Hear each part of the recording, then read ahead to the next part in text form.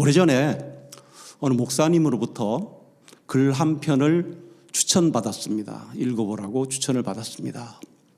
그 글은 가슴은 왜 타지 않는가라는 제목의 글이었습니다. 그리 길지 않은 여행 수필입니다. 이 글을 쓴 분은 아이러니하게도 석지현이라는 승려입니다. 승려 시인. 그래서 구례 화엄사에서도 계셨고 또 그 시뿐만 아니라 그 불화, 탱화라 그러죠. 불교의 그림도 잘 그리시는 분입니다. 이분이 1986년 대한민국에서 아세안 게임이 열리던 해에 히말라야 산을 찾았습니다. 히말라야 산은 네팔에 있죠. 그래서 이분이 네팔에서도 카투만두에서 경험했던 내용을 이 글에 실었습니다. 네팔은 히말라야 산을 품고 있는 나라죠. 이 산을 보기 위하여, 이 산세가 워낙 높고 그러니까 이 산에서 수행을 하기 위하여 또 관광으로 많은 세계 사람들이, 신자와 승려들이 이 산을 찾아서 짧게는 몇 달, 길게는 몇 년씩 머무른다고 합니다.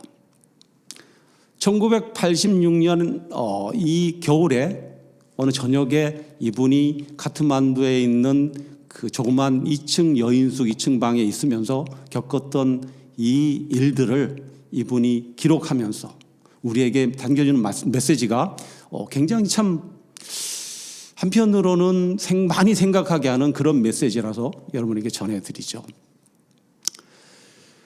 그날 저녁 이상한 예감에 사로잡혀서 이분이 잠을 청했는데 잠이 오지 않았어요. 어쩌면 이대로 영원히 내가 사라져버릴지도 모르겠다는 어떤 그런 안개 같은 생각들이 막 뭉게뭉게 피어오르고 있을 쯤에 밖에서 바라 치는 소리가 들렸습니다. 바라 여러분 아세요? 바라? 그 승무를 이렇게 칠 때 보면 그 스님들이 이렇게 모자를 쓰고 승복을 입고 승무를 치는데 심벌즈 같은 걸 2개 가지고 이렇게 쨍 하면서 하는 것이 그게 바로 바라입니다. 그러니까 자기가 승려니까 바라 소리를 아주 금방 알아듣는 것이죠. 그 소리가 멀리서 들렸는데 점점점 자기가 있는 여인숙 가까이로 들려오는 것입니다. 그래서 자리에서 벌떡 일어나서 창문을 열고 내려다봤습니다. 그랬더니 10명 정도의 사내들이 횃불을 들고 무엇을 어깨에 메고 바라를 치면서 그 앞을 지나가는 것이었습니다. 근데 문득 무엇인가에 끌려서 옷을 입고 그 사람들의 행렬을 뒤쫓기 시작했습니다. 그 사람들은 그 동네를 벗어나서 어디 강가에 갔는데 거기에 그들 메고 오던 것을 내려놓고 거기에 장작을 이렇게 쌓기 시작했습니다. 그 사람들이 메고 온 것은 바로 얼마 전에 죽은 시체였습니다. 남자 시체. 그래서 그 시체를 거기다 화장하려고 강가에 모인 것입니다. 네팔이라는 나라는 산악국가이기 때문에 법적으로 매장이 허락되지 않는다고 합니다. 그래서 모든 죽은 시체들은 화장을 한다고 합니다. 이분이 승려고, 승려들은 보통 이제 죽게 되면 화장을 하죠. 그래서 그 화장에 대해서 한번 보고 싶다는 생각을 그동안에 가지고 있었는데 잘 됐다, 한번 봐야 되겠다. 처음부터 끝까지 볼 수 있는 기회가 전혀 없었기 때문에 그래서 호기심 반, 기대 반으로 화장을 어떻게 하는지를 보게 되었습니다. 시체가 곧 나지막한 장작더미 위에 얹히고 불이 붙었습니다.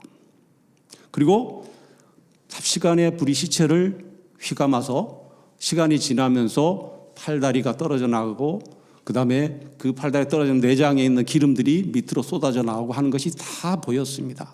한 2시간여쯤 지나니까 시체가 뼈까지 다 녹아서 없어진 것입니다. 사람이 이렇게 허무하게 가는구나. 시체라는 것이. 우리 같으면 기독교는 영원신앙이 있기 때문에 영원히 하나님께 간다고 이렇게 생각할 테지만 이 불교 승려인 이분은 몸이 없어지니까 허무하다. 그런 생각을 많이 한 것 같습니다. 시체를 지켜보던 사람들이 하나 둘씩 떠나가고 마지막으로 남아있던 젊은 친구들도 떠나가고 그리고 노인 2사람만 잔불 정리를 하고 있었는데 그 시간이 새벽 1시쯤 된 것이죠. 그러니까 11시부터 한 2시간 동안 화장을 한 겁니다. 근데 노인이 그 장작더미 안에서 뭔가를 이렇게 자꾸 이렇게 꺼내서 다시 안으로 집어넣고 하는 것이 보였습니다. 그것은 어른 주먹으로 이렇게 2개 정도 되는 이런 둥그란 것이었는데 여지껏 타지 않고 계속 이렇게 있어서 얼른 태우려고 노인이 자꾸 불 안으로 집어넣는 것입니다. 그리고 그 살덩어리가 다 타기까지는 그로부터 또 2시간이 더 지나서야 완전히 타버리는 것입니다. 그래서 너무 이상해서 노인에게 물어봤습니다. 이것이 뭡니까? 그러니까 심장입니다. 그런 거예요. 그래서 심장? 아니 몇 천도의 불 속에서 뼈도 다 녹아버리는데 심장이 그렇게 안 타고 있단 말인가? 그래서 또 물어봤습니다. 모든 사람들 심장이 다 이렇게 늦게까지 탑니까? 그렇습니다. 여기까지가 이제 제가 읽은 내용이고, 그 다음은 그분이 그것을 이제 뭐 불교적인 차원으로 이렇게 해석을 하고 자기 나름대로 시각에서 글을 썼기 때문에 읽지 않았습니다. 저는 이 글을 읽은 후에 며칠 동안 좀 깊은 생각에 빠졌습니다. 왜냐하면 우리를 만드신 분이 하나님이신데, 이 내용이 사실이라면 하나님은 우리 신체 중에서 왜 유독 심장만 불에 그렇게 오래 타도록 견딜 수 있도록 만드셨을까? 여러분 궁금하지 않습니까? 만약 이게 사실이라면. 그래서 하나님께 여쭤봤죠, 기도로.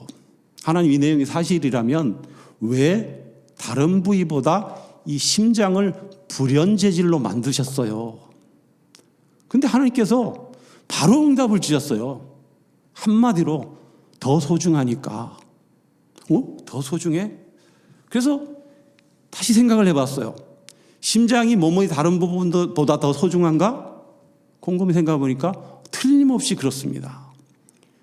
심장의 기능은 우리 몸의 각 혈관들, 모세혈관까지를 비롯해서 피를 공급해주는 역할을 하기 때문에 만약에 우리 심장이 조금이라도 멈춰버리면 우리는 바로 죽게 되죠. 심장의 박동이 멈춘다면 우리가 생명을 잃게 되는 겁니다. 그래서 의사들은 심장의 박동 여부로 그 사람의 사망을 진단하게 됩니다. 그래서 하나님은 이 심장을 우측 폐와 좌측 폐 사이에 가운데 심장을 놓고 그 위를 갈비뼈로 이렇게 보호하게끔 만드셨어요. 심폐소생술, 심장에 관한 것이죠. 우리가 심장이 갑자기 정지한 사람을 가슴을 압박해서 심장이 돌도록 하는 게 심폐소생술 아닙니까? 또 심장 충격기. 정신을 잃고 있는 사람 심장이 안 뛰는데 전기 충격기로 어디 머리를 합니까? 가슴을 하잖아요. 가슴을. 전 세계 대부분 나라가 심장사를 인정하고 있습니다. 심장이 뛰지 않으면 사망했다. 그리고 반면에 뇌사를 인정하는 나라는 16개 나라에 불과하다고 합니다. 이런 생각을 늘 하고 있으면서 빌립보서를 읽게 되었는데, 이 빌립보서에서 바울이 이 심장 얘기를 하는 거예요. 빌립보서는 바울이 빌립보 교회에 보낸 편지죠. 빌립보 시는 알렉산더 대왕의 아버지였던 필립 2세가 세운 도시로 로마의 식민지로 있었습니다. 이 도시는 로마의 문명을 받아들였기 때문에 주변 야만족들에게 상당히 그 프라이드를 가지고 있었습니다. 자부심을 갖고 있었습니다. 사도행전 16장에 보면 빌립보 교회가 자주장사 루디아의 집에서 태동되었음을 알려주고 있습니다. 바울이 이 서신을 빌립보 교회에 보낸 것은 그리스도께서 하나님의 목적을 이루기 위해 가지셨던 마음, 그 마음을 성도들이 동일하게 갖도록 하기 위함이었습니다. 바울 자신은 이때 로마의 감옥에 있으면서도 이 기쁨의 서신이라고 불리는 빌립보서를 썼던 것이죠. 바울은 편지 서두에 자신이 예수의 심장으로 빌립보 교인들을 그리워하며 사모한다고 말합니다. 1장 8절에 내가 예수 그리스도의 심장으로 너희 무리를 얼마나 사모하는지 하나님이 내 증인이시라. 증인이시니라. 그런데 히브리어와 헬라어에서 이 심장이라는 단어는 때로는 심장, 때로는 마음이라는 뜻으로 같이 사용을 하고 있는 것을 알게 되었습니다. 빌립보서 1장 8절에 기록된 이 심장이라는 헬라어 스프랑크노는 심장과 마음을 함께 뜻하는 단어고요. 2장 5절에 너희 안에 이 마음을 품으라의 마음을 품다라는 푸로네오의 명사형 푸호레는 역시 심장과 마음을 같은 뜻을 가지고 쓰는 단어입니다. 오늘 설교 서두에 살펴보았듯이 심장은 우리 육체의 삶과 죽음을 판단하는 기준이라고 하였습니다. 그렇다면 마음은 무엇일까요? 마음은 생명의 근원이라고 성경은 말하고 있습니다. 잠언 4장 23절에 모든 지킬 만한 것 중에 더욱 내 마음을 지키라. 생명이 근원이 여기서 남이니라. 이에서 남이니라. 여기서 근원이라는 히브리어 토자라는 단어는 경계선 그런 뜻을 갖고 있습니다. 이것을 자세히 음미해 보면 마음은 영적 생명의 어떤 경계선이라는 것이죠. 즉 우리 영혼이 살았는지 혹은 죽었는지를 판단하는 그 경계가 바로 마음이라는 것입니다. 창세기 1장에서 하나님은 인간을 창조하시면서 아담아, 육신이죠. 우리 육신을 흙, 먼지로 만드셨습니다. 그리고 코에 생기를 불어넣으셔서 인간을 만드셨다고 기록하고 있습니다.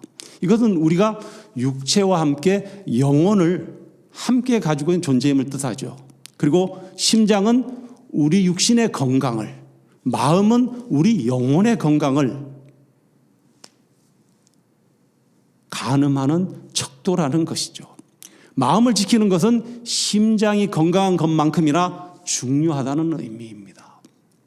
바울은 율법에 심취해서 예수가 그리스도임을 믿고 전하는 자들을 체포하기 위하여 살기가 등등해서 다메섹으로 가는 중에 주님을 만나 회심하게 되죠.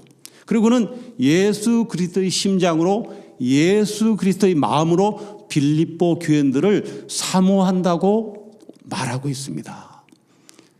유현종이란 작가는 그가 쓴 책 사도 바울에서 바울을 예수의 심장을 가진 성자라고 말합니다. 회심한 바울이 평생 예수의 마음, 예수의 사랑을 마음 가득 품고 살았다는 그 뉘앙스가 느껴지는 말이죠. 죄를 지은 사람은 그 대가로 반드시 죽어야 하는 것이 하나님의 법이죠. 누구나도 예외가 없습니다. 로마서 6장 23절에 죄의 삭은 사망이요 하나님 사는 그리스도 예수 우리 주 안에는 영생이니라. 아담이 하나님께 불순종한 원죄와 육신을 입은 인간이 날마다 짓는 자범죄, 이것은 우리를 영원히 사망에 이르게 합니다. 그러나 이 문제를 해결해 주시기 위하여 2024년 전에 성찬절에 인간의 모습으로 오셔서 십자가를 지시고 죽으신 분이 바로 예수님이고, 우리가 이를 믿기만 하면 우리의 육신 아담만은 죽더라도 영혼은 영생에 이르게 되는 길을 열어주셨습니다. 그런데 성자 예수님께서는 과연 하나님이신데 어떤 마음으로 온 인류를 구원하시기 위해 이 엄청난 사역을 감당하실 수 있었을까 하는 것이 오늘 바울이 우리에게 던져주는 메시지입니다. 이런 예수님 마음을 바울은 본문에서 우리가 읽었지만 이렇게 말하죠. 다시 한번 읽겠습니다. 너희 안에 이 마음을 품으라. 곧 그리스도 예수의 마음이니 그는 근본 하나님의 본체시나 하나님과 동등됨을 취할 것으로 여기지 아니하시고 오히려 자기를 비워 종의 형체를 가지사 사람들과 같이 되셨고 사람의 모양으로 나타나서 자기를 낮추시고 죽기까지 복종하셨으니 곧 십자가에 죽으심이라. 이 말씀 가운데서 5절에 너희 안에 이 마음을 품으라 곧 그리스도 예수의 마음이니를 헬라어로 직역하면 그리스도 예수 안에 있는 이것을 생각하라입니다.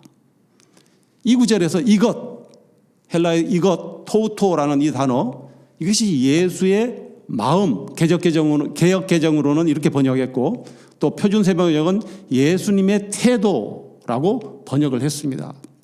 즉 예수의 마음을 품는다는 것은 신자의 태도, 곧 역사적 예수의 가르침을 새기고 그의 삶을 본받는 행위를 뜻한다는 것이죠. 그렇다면 우리는 예수 그리스도의 어떤 마음을 본받아야 할까요? 먼저 주님은 자기를 비우셨다고 합니다. 2장 6절에서 7절에 그는 근본 하나님 본체시나 하나님과 동등됨을 취할 것으로 여기지 아니하시고 오히려 자기를 비워. 사도 바울은 하나님께서 우리를 구원하시기 위한 행동이 그리스도의 자기 비움으로부터 시작한다고 말합니다.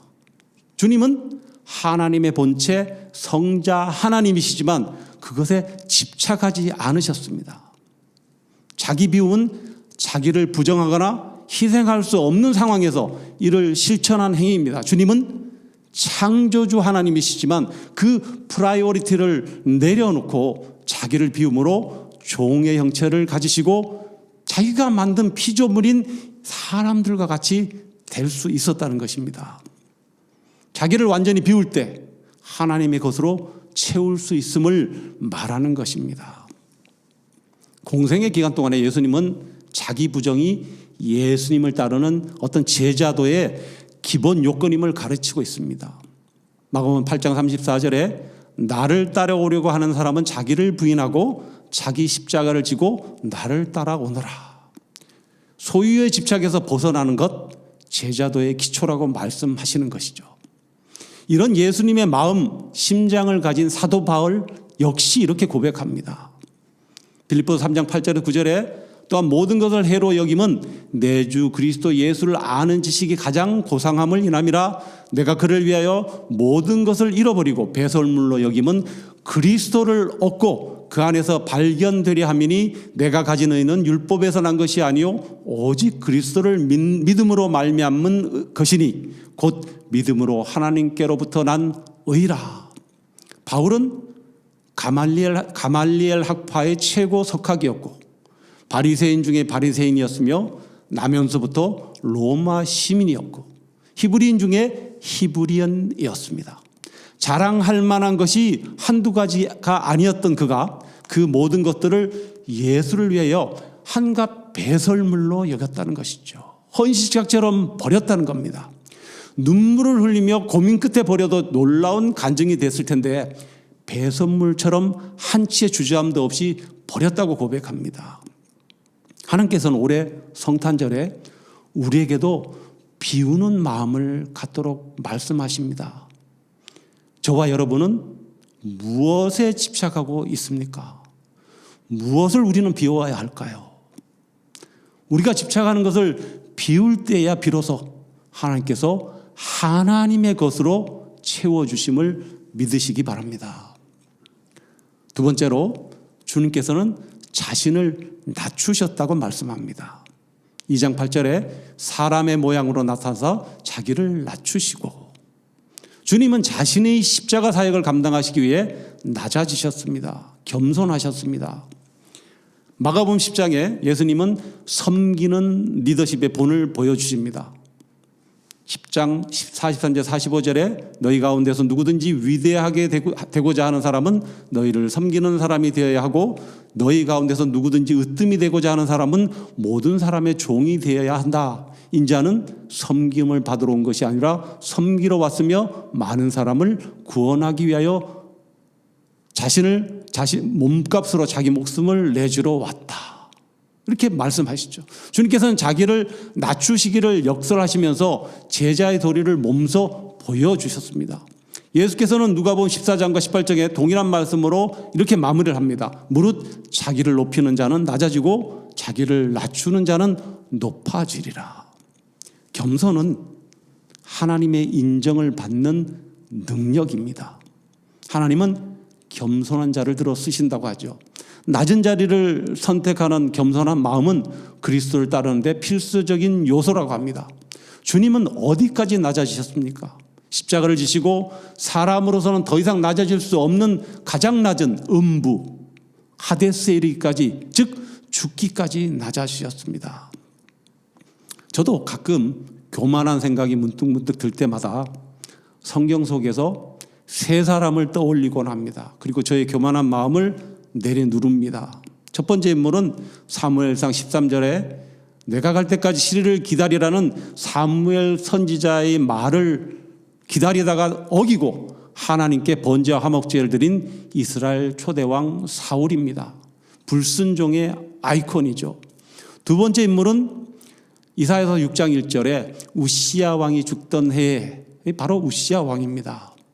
그는 여호와 하나님께 충실했기에 유다의 번영과 형통을 이어갈 수 있었지만 나라가 강성해지자 교만해져서 제사장 역할까지 탐을 내고 성전에 들어가서 분향하려고 하다가 문둥병에 걸려 남은 생을 별궁에서 지내고 그 아들 요담이 대신하여 정치를 하게 됩니다. 나라를 다스리게 됩니다. 그리고 마지막에는 우리가 몇 주 전에 살펴봤지만 열왕기하 5장에 내 생각에는 나아만 장군입니다. 남에 걸린 아람국의 군대장관 나아만이 이스라엘 엘리사에게 나병을 치료하러 갔는데 엘리사의 그의 교만을 알고 그를 만나주지도 않은 채 사환을 시켜서 요단강물에 7번 씻으라고 얘기하죠. 나아만이 화가 나서 물러가면서 말하기를 내 생각에는 그가 내게로 와서 서서 그의 하나님 여호와의 이름을 부르고 그의 손을 그 부위 위에 흔들어 나병을 고칠까 하였도다. 제가 교만할 때마다 이 세 사람을 생각합니다. 7일을 기다리라, 우시야 왕이 죽던 해에 내 생각에는. 저도 교만한 마음 고개를 내밀 때가 있죠. 여러분 어떻습니까? 하나님께서는 우리에게 겸손하고 낮아지라고 말씀하십니다. 잠언 16장 18절에 교만은 패망의 선봉이요 거만한 마음은 넘어짐의 앞잡이니라고 말씀합니다. 사탄은 하나님의 자녀들을 타락시키기 위해서 교만을 주요한 공격 도구로 사용한다고 합니다. 마지막으로 예수님은 복종, 순종하셨습니다. 주님의 자기 비움과 자기 낮춤은 순종으로 이어지고 있습니다. 8절에 사람의 모양으로 나타나서 자기를 낮추시고 죽기까지 복종하셨으니 곧 십자가에 죽으심이라. 우리가 하나님께 자발적으로 순종할 때 하나님의 뜻을 이룰 수 있지만 어떤 타율적 복종은 우상 숭배로 기울어지기가 쉽습니다. 본문에 복종하다라는 헬라어 휘페코스는 경청하다라는 뜻이 있습니다. 이것은 무엇을 의미하는 걸까요? 복종은 하나님의 말씀을 경청하는 것, 하나님의 음성을 잘 듣는 것에서 비롯된다는 것을 의미하는 것입니다. 곧 하나님의 말씀만 집중해서 듣는 것을 의미합니다. 아울러 순종은 나와 하나님의 어떤 인격적인 관계를 전제로 한 자발적인 섬김입니다. 여기서 상호간에 의사가 소통되고 하나님과 우리 사이에 대화가 이루어집니다.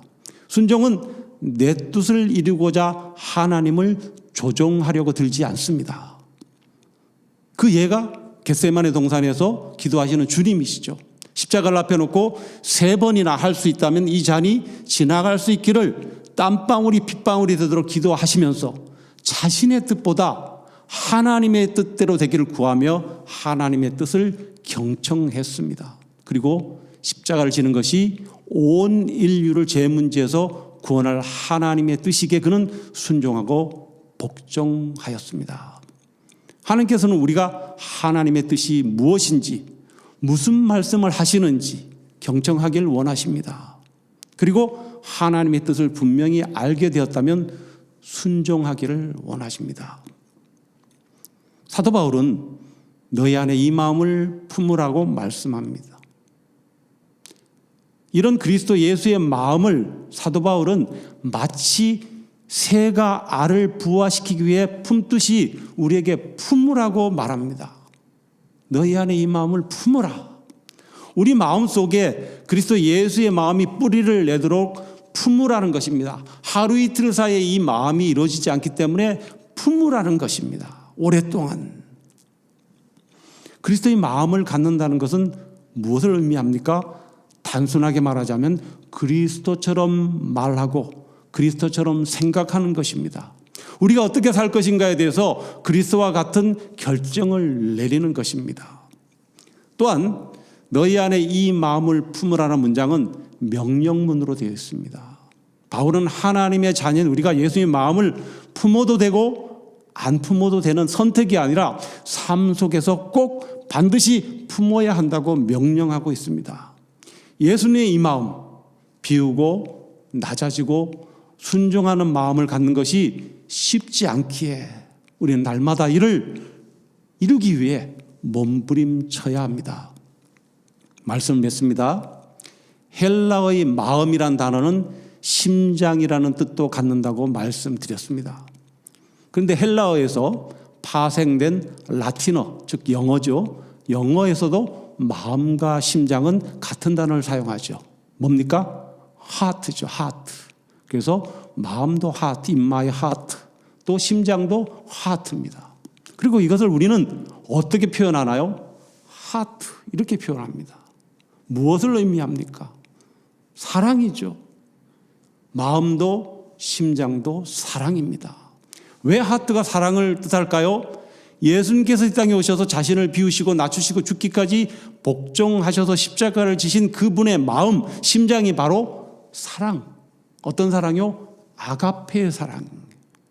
아무도 따라할 수 없는, 흉내낼 수 없는 아가페의 사랑이기 때문입니다.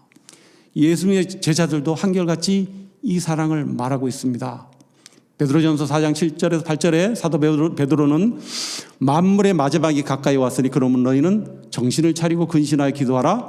무엇보다도 뜨겁게 서로 사랑할지니 사랑은 허다한 죄를 덮느니라.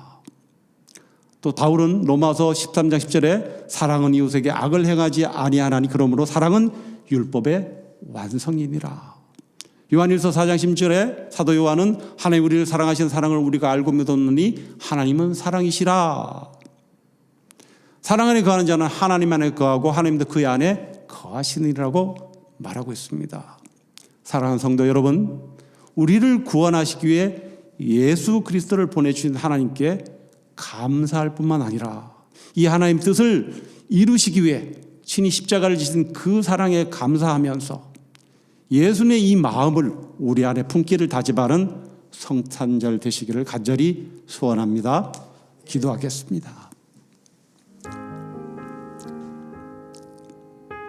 2000여 년 전에 하늘 보좌를 버리시고 우리 인간들의 죄를 위하여 피조물인 우리들의 모습으로 오셔서 친히 십자가를 지시고 아버지 하나님 우리의 영혼의 길을 영원한 생명의 길을 열어주신 예수 그리스도의 은혜를 생각하면서 그분이 가지셨던 마음을 되새겨 보았습니다. 비우시고 낮아지시고 순종하신 그 예수 그리스도의 마음이 2024년 성탄절을 맞으면서 우리에게도 있기를 다시 다짐해 봅니다. 2025년 우리가 더 이 예수 그리스도의 마음에 우리의 아버지 하나님 마음을 맞추어서 그 마음을 품고 그 마음이 아버지 하나님의 알을 부어하듯이 우리 속에서 역사하여서 하나님의 말씀에 순종하고 하나님의 말씀에 경청하는 저희들 되도록 인도하여 주시고 아버지 이 믿음 위에서 선한 이웃교회가 세워져 나갈 수 있도록 인도하여 주시옵소서. 예수님 이름으로 기도드렸습니다. 아멘.